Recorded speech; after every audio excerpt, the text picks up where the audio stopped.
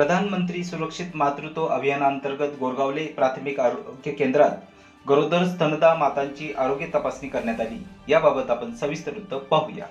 चोपडा तालुक्यातील गोरगावले प्राथमिक आरोग्य केंद्रात प्रधानमंत्री सुरक्षित मातृत्व अभियान कार्यक्रम दिनांक 9 ऑगस्ट 2025 रोजी घेण्यात आले।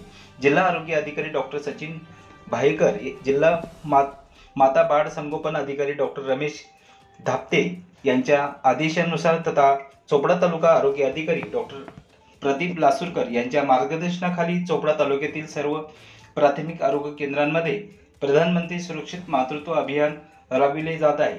गरोदरपणात माता मृत्यू होऊ नये, ग्रामीण व आदिवासी भागातील गरोदर मातांची तपासणी वेळेत होऊन गरोदर माता तथा बाळाला फायदा होतो। माता मृत्यू, बाल मृत्यू रोखण्यासाठी या अभियानाचा परिपूर्ण फायदा होतो।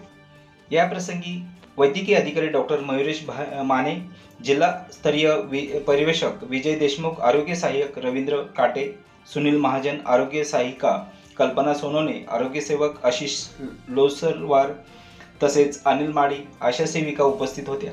यावेळी गरोदर मातांची संपूर्ण तपासणी करण्यात आली। तसेच आहाराविषयी, स्तनपानाविषयी, लसीकरणाविषयी योग्य असे आरोग्यविषयक मार्गदर्शन करण्यात आले।